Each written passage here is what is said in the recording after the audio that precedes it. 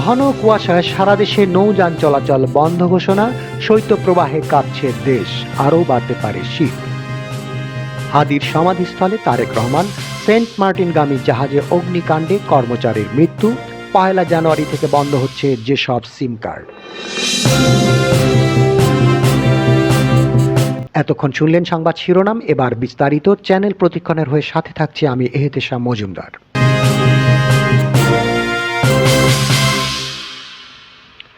ঘন কুয়াশার কারণে দেশের সব নৌপথে যাত্রী ও পণ্যবাহী নৌযান চলাচল সাময়িকভাবে বন্ধ ঘোষণা করেছে বাংলাদেশ অভ্যন্তরীণ নৌ পরিবহন কর্তৃপক্ষ বিআইডব্লিউটিএ। বিআইডব্লিউটিএ চাঁদপুরের উপপরিচালক বাবুলাল বৈদ্য বিষয়টি নিশ্চিত করেছেন। তিনি বলেন, নদীতে হঠাৎ করে ঘন কুয়াশার কারণে শুক্রবার দিবাগত রাত 10:30 থেকে ঢাকা, চাঁদপুর, ভোলা, বরিশাল সহ দেশের সব ধরনের নৌযান চলাচল বন্ধ রাখা হয়েছে। চলমান লঞ্চগুলোকে যেখানে অবস্থান করছে সেখানে নিরাপদে নদীর পাড়ে নোঙর করার নির্দেশ দেওয়া হয়েছে। কুয়াশা কেটে গেলে পরিস্থিতি বিবেচনায় পুনরায় নৌযান চলাচল স্বাভাবিক করা হবে। পৌষের শুরুতে শীতের দেখা না মিললেও হঠাৎ করে জেঁকে বসেছে শীত। দেশের উত্তর ও পশ্চিমাঞ্চলে কয়েকটি জেলায় মৌসুমীর প্রথম মৃদু শৈত্যপ্রবাহ বয়ে যাচ্ছে। আবহাওয়া অধিদপ্তর জানিয়েছে, যশোর, চুয়াডাঙ্গা, গোপালগঞ্জ, রাজশাহী, পাবনা, সিরাজগঞ্জ ও নীলফামারীর ওপর দিয়ে এই শৈত্যপ্রবাহ প্রবাহিত হয়ে যাচ্ছে, যা শনিবার পর্যন্ত অব্যাহত থাকতে পারে। আবহাওয়াবিদ শাহানাজ সুলতানা বলেন, গত 5 দিনে ঢাকাসহ সারা দেশের তাপমাত্রা উল্লেখযোগ্যভাবে কমেছে। ঢাকায় সর্বনিম্ন তাপমাত্রা নেমেছিল প্রায় 13 ডিগ্রি সেলসিয়াস। এদিকে পঞ্চগড়ের তেঁতুলিয়ায় দেশের সর্বনিম্ন তাপমাত্রা প্রায় 9 ডিগ্রি সেলসিয়াস রেকর্ড করা হয়েছে, যা এই মৌসুমের সর্বনিম্ন তাপমাত্রা।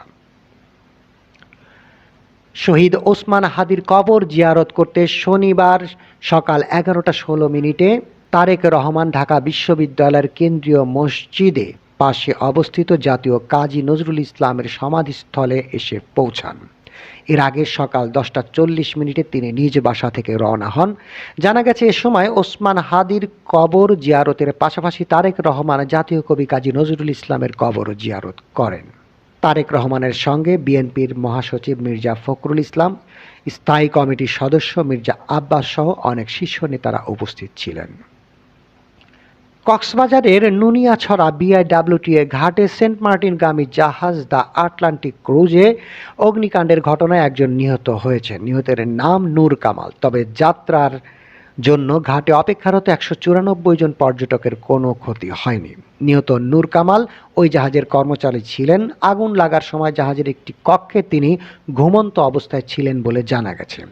শনিবার সকাল 7টার দিকে যাত্রী পরিবহনের জন্য ঘাটে নোঙর করার সময় জাহাজটিতে হঠাৎ আগুন লেগে যায়। বেলা 11টার দিকে আগুন নিয়ন্ত্রণে আসলেও এখনও অগ্নি নির্বাপনের কাজ করছে ফায়ার সার্ভিসের 2টি ইউনিট ও কোস্ট গার্ড সহ প্রশাসনের স্বেচ্ছাসেবক টিম।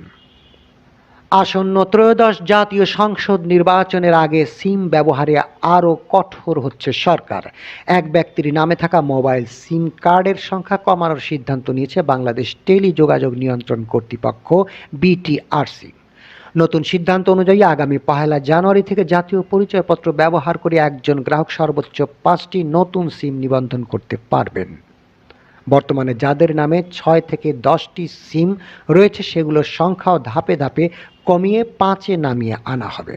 সরকারের এই সিদ্ধান্তে আগের মতোই আপত্তি জানিয়েছে মোবাইল ফোন অপারেটররা। তবে অনিয়ম ও অপব্যবহার রোধে এই সিদ্ধান্ত কার্যকর করা হচ্ছে বলেও জানিয়েছে নিয়ন্ত্রক সংস্থা। এতক্ষণ চ্যানেল প্রতিক্ষণ নিউজের সঙ্গে থাকার জন্য সবাইকে ধন্যবাদ।